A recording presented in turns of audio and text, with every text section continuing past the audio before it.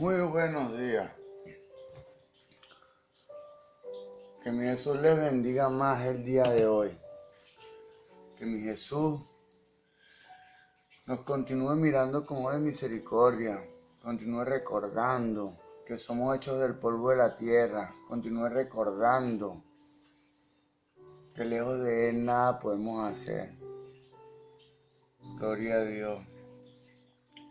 Dándole gracias a mi Jesús una vez más por este nuevo día, por este espectacular día que Él nos permite transitar, que Él nos permite vivir a plenitud. Dice la palabra que en Juan 10:10 que yo he venido para que tengan vida y para que la tengan en abundancia. Abundancia es todo lo que compone a la vida. Todo lo que compone a la vida del hombre, a la verdadera vida del hombre.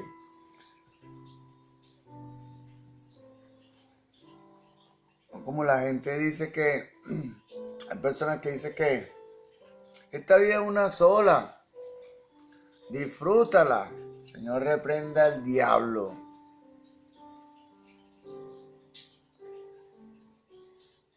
Primero, cuando uno escucha una expresión de esta calidad, uno se da cuenta del tipo de origen. ¿Cuál es la causa? ¿Cuál es la fuente de este manantial? ¿Cuál es la fuente de esa agua? Mas, sin embargo, podemos ver que son aguas contaminadas porque está la mentira.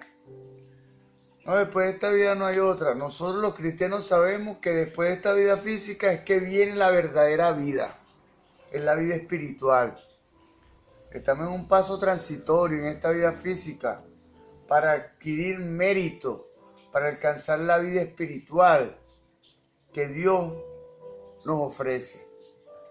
Todo está en los méritos y en las posiciones que asumamos de asumir las responsabilidades que nos corresponden en la vida espiritual.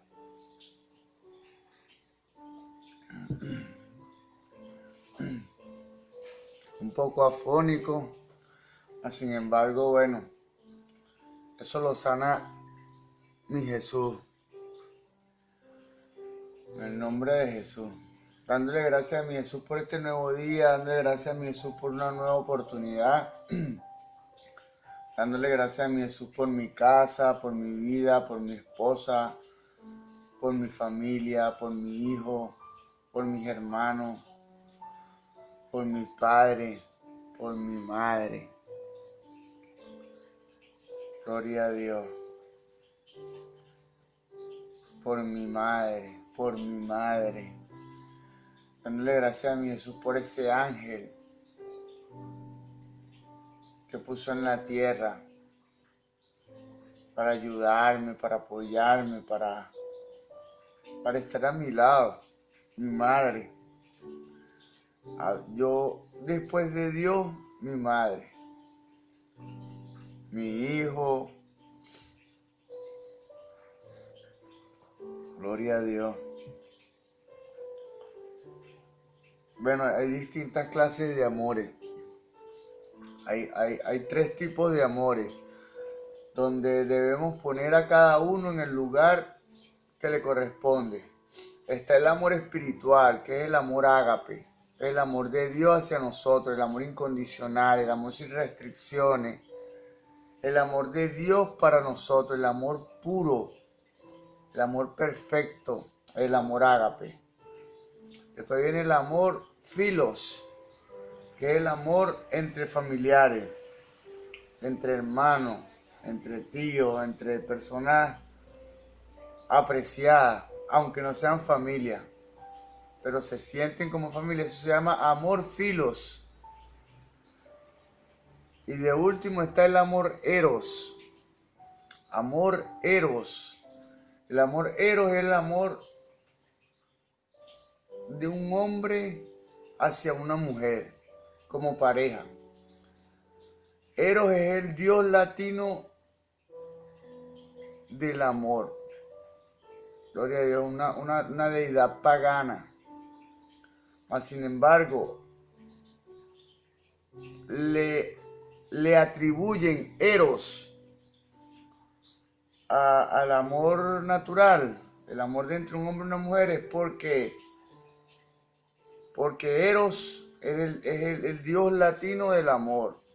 O sea, el dios de los amores licenciosos, de los amores paganos, de los amores carnales. Gloria a Dios. Dándole gracias a mi Jesús por este excelente día. Una vez más. Dándole gracias a mi Jesús por todo lo que me da y aún por lo que no me da. Por todo lo que me muestra y aún lo que no me muestra. Porque Él en su infinita, suficiente y completa sabiduría tiene en sus manos la razón correcta del por qué no suceden muchas cosas que usted y yo anhelamos.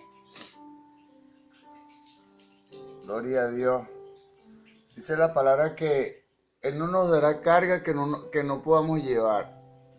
En términos populares, eso es, Él no nos dará responsabilidades que no podamos cumplir.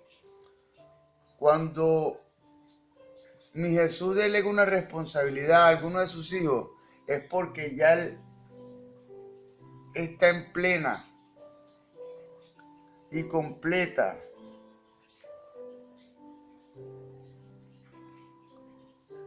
y completamente seguro de que nosotros somos capaces, o la persona que le depositó la carga es capaz de realizar la labor con efectividad y eficacia.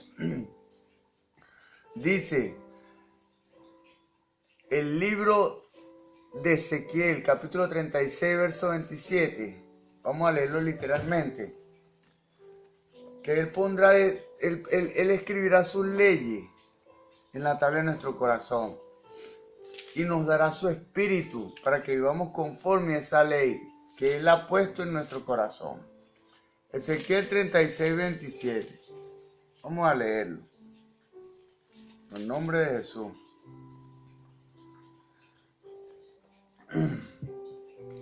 Y pondré dentro de vosotros mi espíritu, y haré que andéis en mis estatutos, y guardéis mis preceptos y los pongáis por obra. Gloria a Dios, gracias mi Jesús. Vamos a leer un verso del contexto, el 26. En el nombre de Jesús. Ezequiel 26, capítulo 36, verso 26.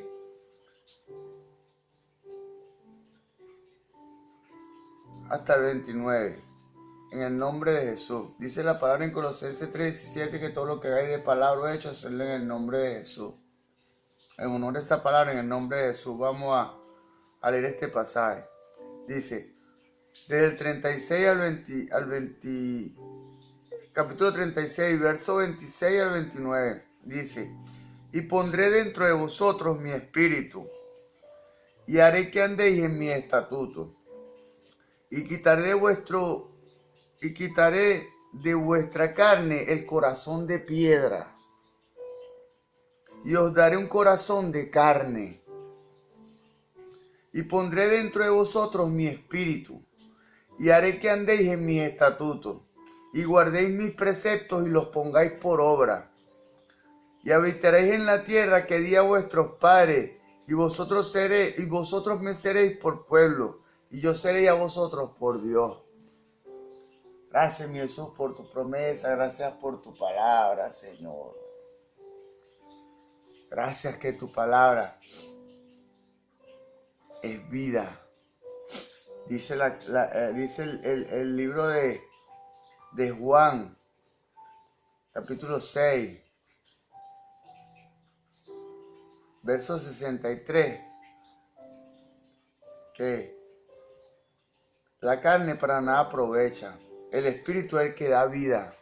Las palabras que yo he hablado son vida. Eso lo dijo Jesús. Vamos a leerlo. Juan 6, 63. En el nombre de Jesús. El espíritu es el que da vida. La carne para nada aprovecha.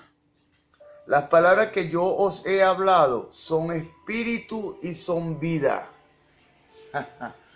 Estas palabras son espíritu y son vida. Gloria a Dios. Que desee vivir una vida plena, en bendición, en abundancia, en tranquilidad, en paz, con Dios como protector. Es necesario que viva conforme estas palabras, la inamovible e inconmovible palabra de Dios. Bueno, dándole gracias a mi Jesús y honrando a la Iglesia Pentecostal Unida de Venezuela Central Guatire, dándole gracias a mi Jesús y honrando a mis pastores, el reverendo José Olivares, el patriarca. Gloria a Dios, pidiéndole a mi Jesús que los guarde. En esta hora declaro cielos abiertos. Declaro que el oído de Jesús está escuchando nuestra oración, porque Él dice en su palabra que los ojos de Jehová están puestos sobre los justos y sus oídos atentos a nuestras oraciones. Yo en esta hora declaro que su oración y sus oídos, que mi oración, que su vista y sus oídos están puestos sobre este humilde siervo. En esta hora le presento la vida del pastor José Olivares. Le pido perdón por su falta, por sus errores, por sus pecados. Él dice, tú dices en tu palabra, Señor, en Malaquías 3:2, que tú eres como jabón de lavador y como fuego purificador. En esta hora te pido que lo laves en tu sangre, que lo purifiques en tu fuego, Señor. Que quemes en Él todo lo que no sea tuyo, quemes en Él todo lo que no te agrada, quemes en Él todo lo que no te pertenece, Señor. Perfecciónalo, Padre. Perfecciónalo aún más, Señor. Dale más de lo que le has dado, Señor, en el nombre de Jesús. Permite, Señor, que Él pueda cumplir tu propósito con éxito en el nombre de Jesús. Gloria a Dios. Dándole gracias a Dios y honrando a mi pastor el presbítero, Moisés Olivares. Dándole gracias a Dios por su amistad, por su enseñanza, por su doctrina, por su dedicación, por su entrega, por su amor. Gloria a Dios. Dándole gracias a Dios y honrando a la familia de la fe de la Iglesia Pentecostal Unida de Venezuela Central Guatire. Dándole gracias a Dios por ese lugar, por la Iglesia Pentecostal Unida de Venezuela Central Guatire, dándole gracias a mi Jesús por haber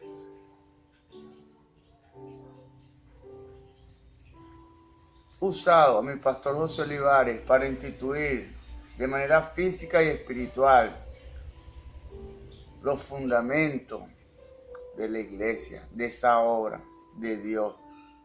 Gloria a Dios.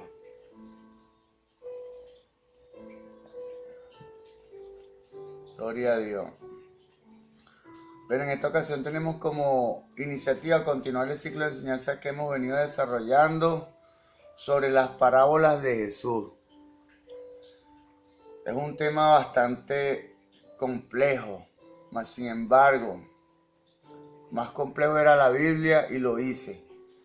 Dios lo hizo a través de mí. Bueno, vamos a desarrollar las parábolas de Jesús bajo su unción, bajo su bendición y su poder.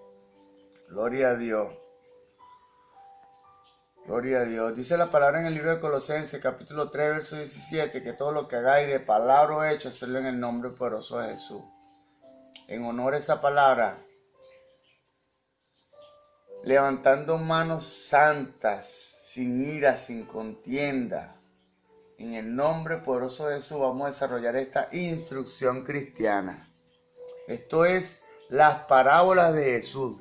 Ubicación de las parábolas 2. Gloria a Dios. Gloria a Dios. Ubicación de las parábolas 2.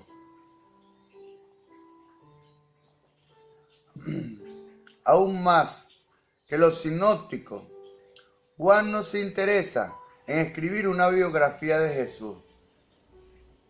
Su propósito más bien es proclamar a un Cristo cósmico. Juan, como tal, su interés es proclamar a un Cristo cósmico, del cosmos, un Cristo que es el Señor de todo. Gloria a Dios.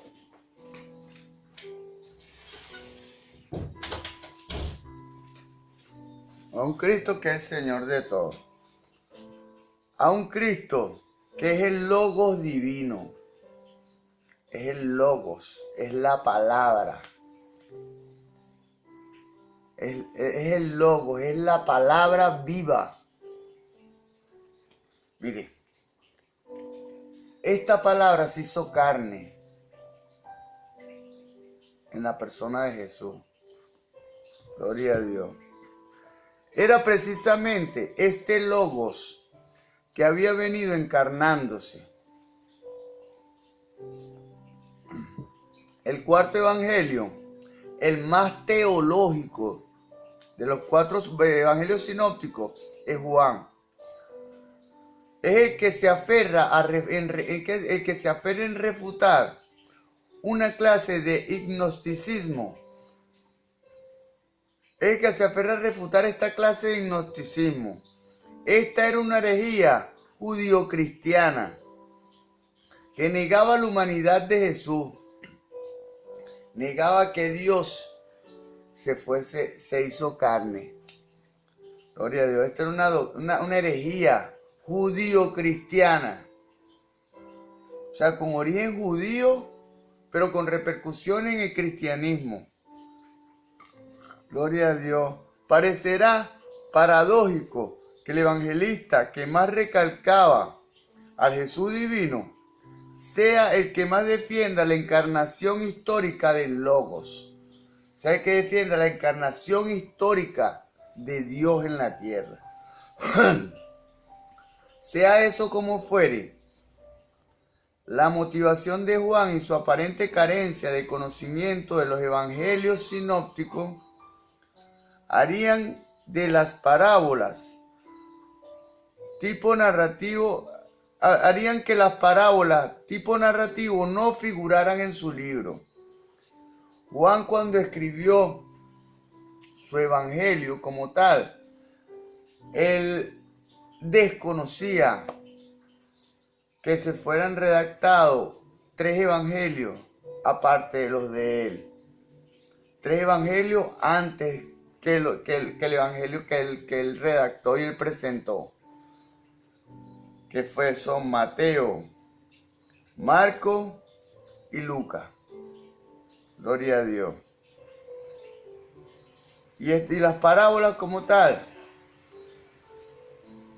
figuran dichos parabólicos, mas no parábolas narrativas o historias parabólicas. No figuran en el libro de Juan. Se ha dicho que el evangelio de Juan no registra parábolas, no registra parábolas narrativas.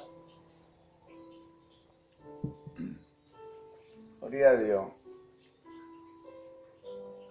Es muy importante, sin embargo, subrayar la palabra narrativa, porque pese a una larga tradición dentro de la erudición neotestamentaria, si se pueden encontrar dichos de Jesús que reúnen la definición de mashal, parábola, hay que recordar que el término mashal en el Antiguo Testamento y parábole en el Nuevo Testamento cubren una serie de significados.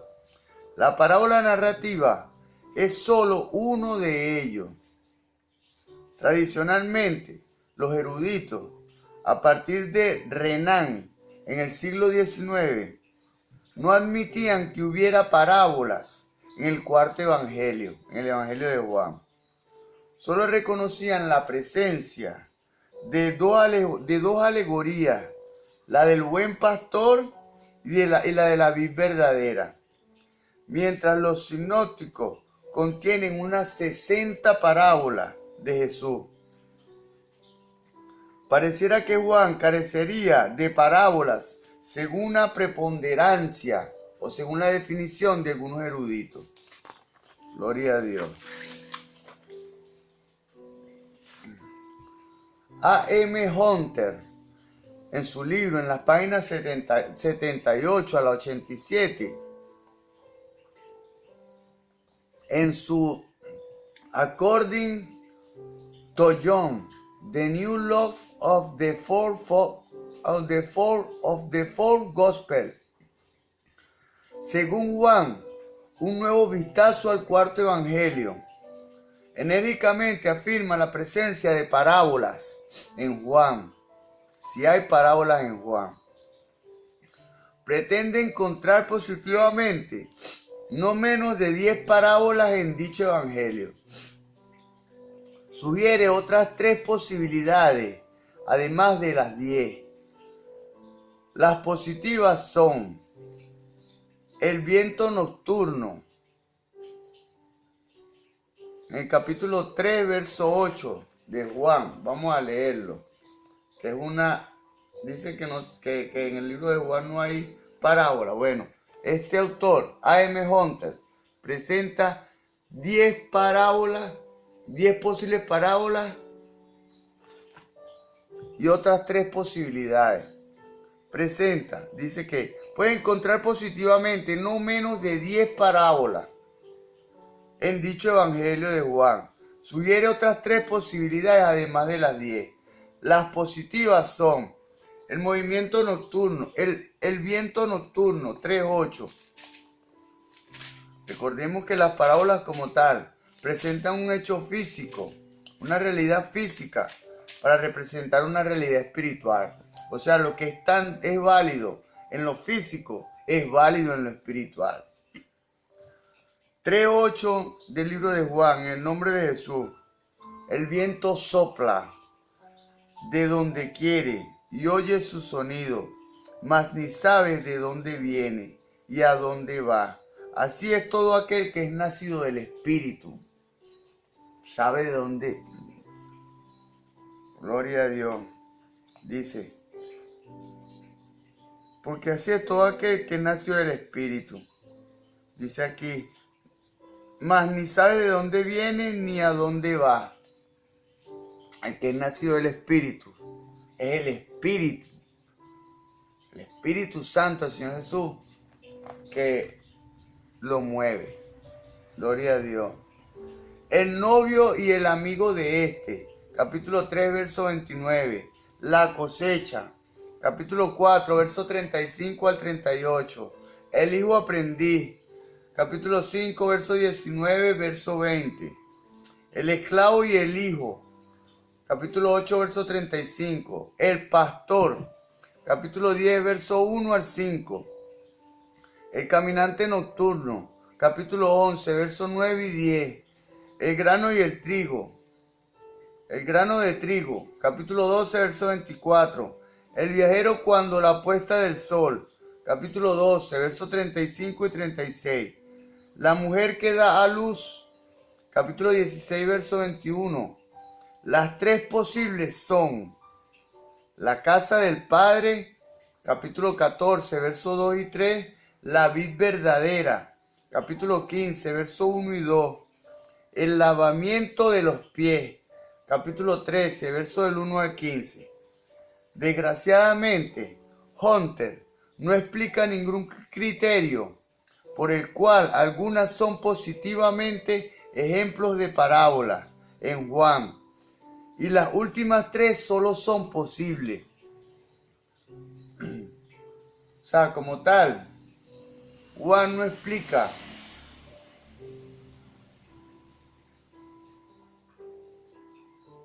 cuál era su criterio o cuál era su norma para acreditar algunas parábolas y algunas posibles parábolas. Gloria a Dios. Lo que sí admite es que ninguna reúne las características de la parábola narrativa, que tanto se encuentra en los sinópticos, en los evangelios sinópticos, en los evangelios de Mateo, de Lucas y de Marco. Mateo, Marco y Lucas. Según Juan, un nuevo vistazo al cuarto evangelio,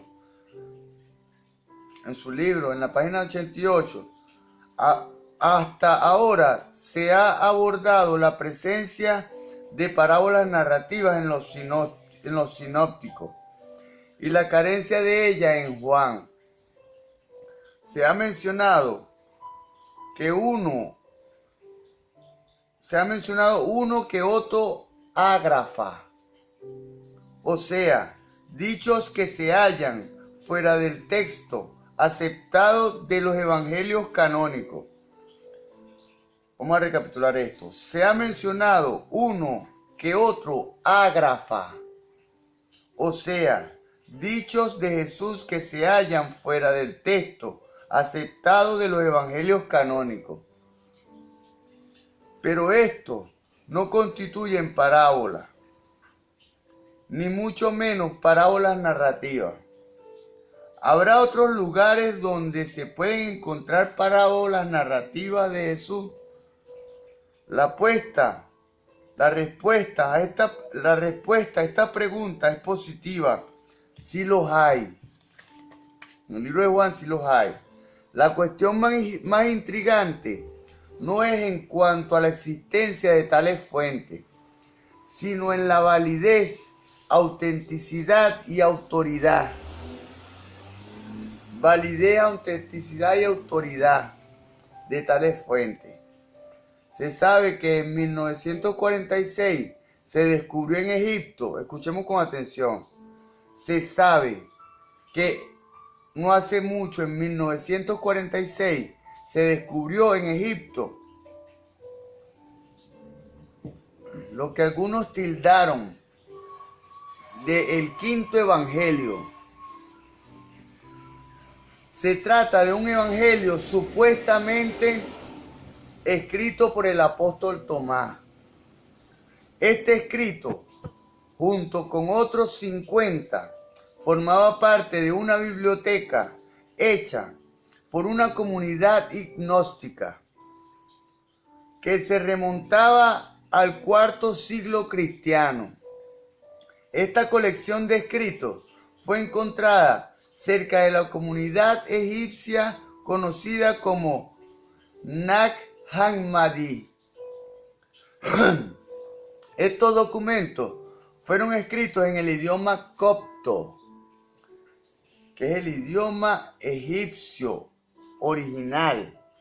Eso se denomina idioma copto, el idioma egipcio antiguo. Y su estado de conservación era excelente. Ese libro fue escrito en el idioma copto, el quinto evangelio. El evangelio de Tomás. Fue escrito en el idioma copto y su estado de conservación era excelente. Se ha formado ya una bibliografía de obras interpretativas de este evangelio. Y es de los demás escritos. Los demás evangelios escritos. Entre estas obras están las de Ray Summers, The Secret Sayings of the Living Jesus, los dichos secretos de Jesús viviente, del Jesús viviente, y las palabras desconocidas de Jesús por Joachim Jeremías. Gloria a Dios. Está también la obra de Luigi Moraldi, Dichos secretos de Jesús, pero esta obra no aborda las parábolas de Jesús, sino solo los dichos del Señor, y estos encontrados en evangelios canónicos. Gloria a Dios. El libro de Moraldi es más bien un ejercicio en la disciplina de la historia de las formas, la que busca la situación vital dentro del ministerio de Jesús, de los dichos canónicos de Jesús. Gloria a Dios. Vamos a recapitular esto. El libro de Moraldi es más bien un ejercicio a la disciplina de la historia de las formas.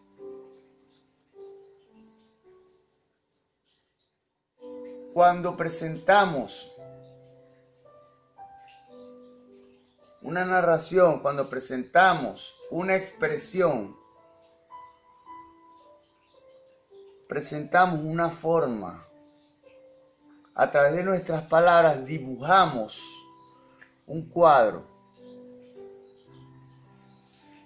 Por ende, ese cuadro tiene una forma que se la damos a través de nuestras palabras. Esa forma es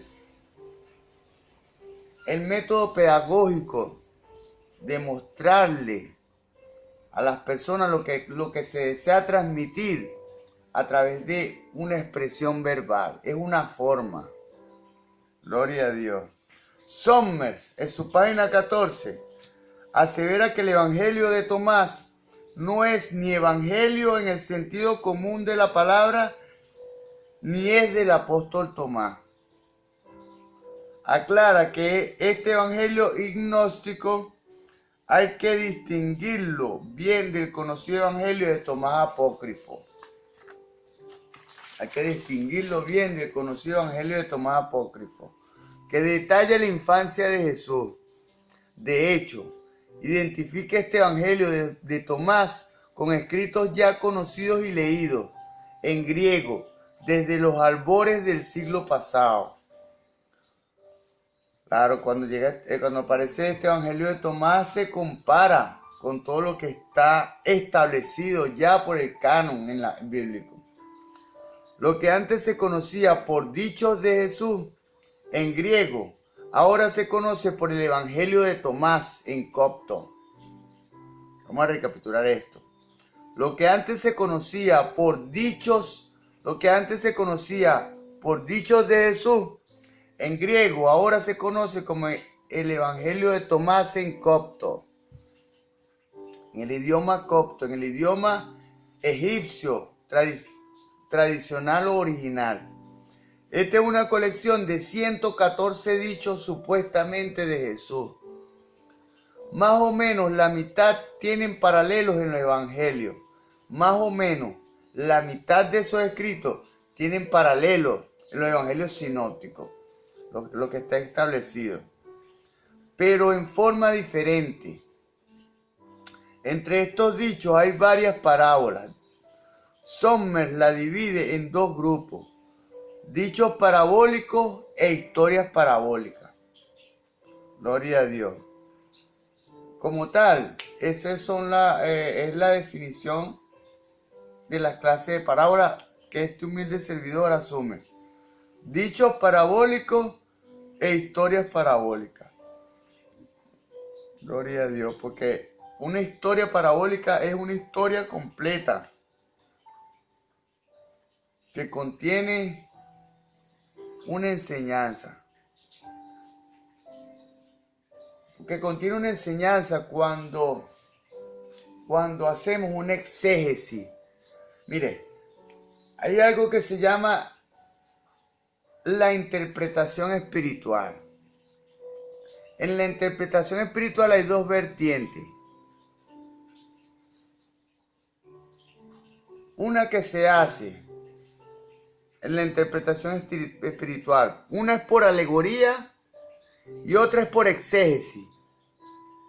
Porque la exégesis como tal se apoya en los parámetros hermenéuticos de la interpretación correcta de la Sagrada Escritura. ¿Cuáles son los parámetros correctos de la exégesis o la interpretación espiritual?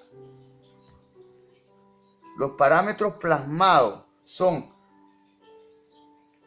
análisis histórico-cultural, análisis léxico-sintáctico, o sea, el análisis histórico-cultural, el análisis de la historia y de las tradiciones que envuelven el escrito.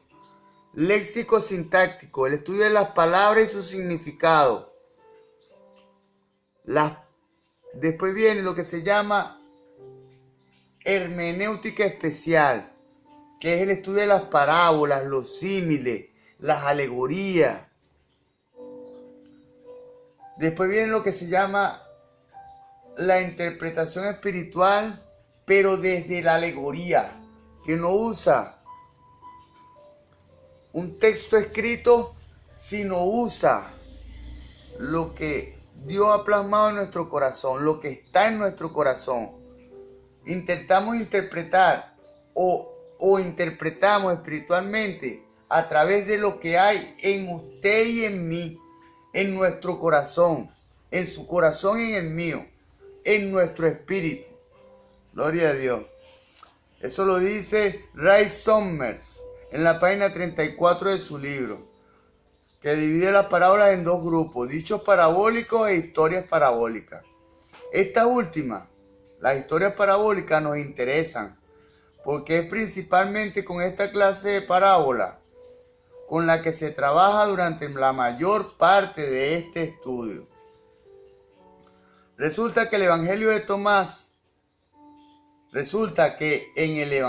Tomás hay 13 historias parabólicas, con paralelos en los sinópticos canónicos, los sinópticos que aprueba el canon bíblico. Las parábolas de Tomás corresponden a las que se hallan en Mateo 13, aunque con orden diferente. Mateo ordena sus parábolas en este capítulo para sacar a relucir al reino de Dios. Las parábolas correspondientes a Tomás no tienen orden y pareciera que no hay ninguna razón para su contexto. Gloria a Dios.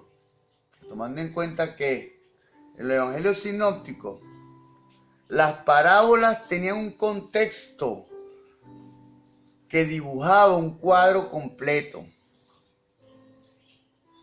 Mas en Tomás se desvirtúa este orden.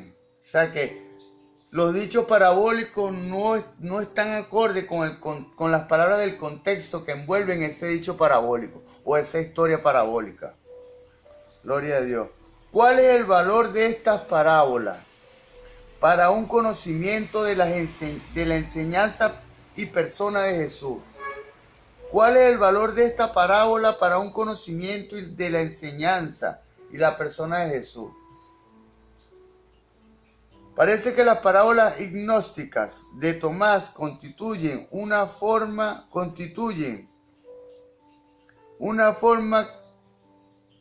que no refleja la antigüedad de los sinópticos.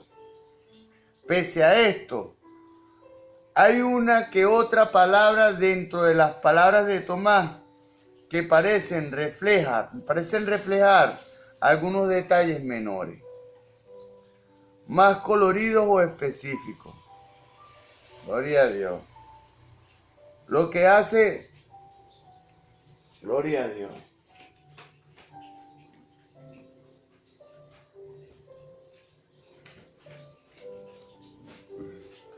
Lo que hace definitivamente que el Evangelio de Tomás revista menos valor respecto a las parábolas es que tiene. Lo que hace definitivamente que el Evangelio de Tomás revista menos valor que las parábolas es que tiene un prejuicio gnóstico que aseguran fechas muy posteriores a las de Jesús mismo. Además, las parábolas que tienen paralelos en los sinópticos, el Evangelio de Tomás también tiene algunas parábolas nuevas, unas parábolas que no se hallan en los sinópticos, tanto dichos proverbiales como historias narrativas. Summers dedica todo un capítulo a estos dichos recién descubiertos de Jesús, desde la página 53 a la 75 en el libro de Summers.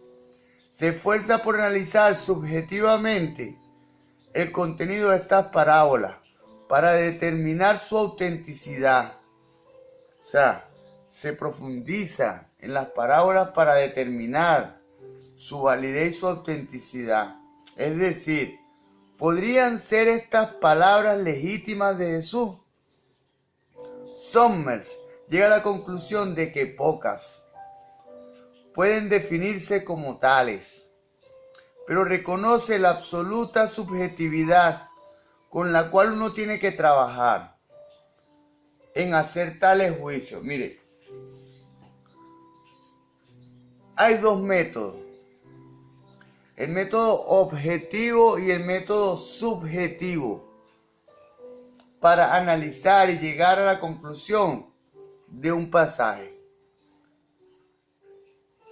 Psicológicamente, el método objetivo deriva de la conducta, de lo que se ve, de lo que se observa, de lo que se hace, de lo que es objetivo, de lo que es real, de lo que es físico.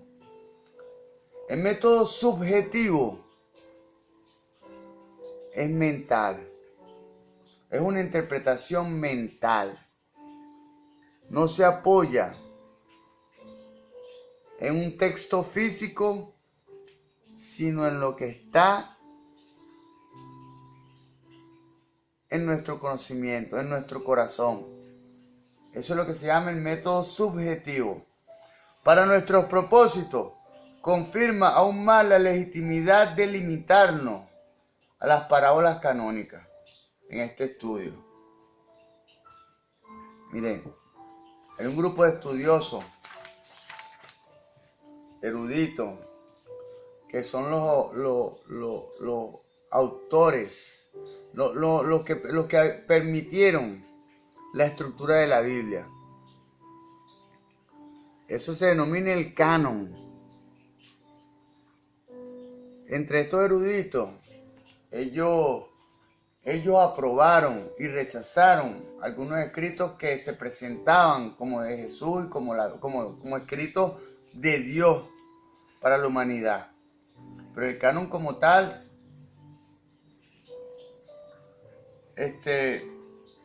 tomó uno y rechazó otro. ¿Cuáles eran los criterios del canon? No lo sé. Mas sin embargo, puedo estar seguro de que sus criterios debieron haber sido bien establecidos y bien fundamentados. Gloria a Dios. Bueno, en la próxima entrega vamos a continuar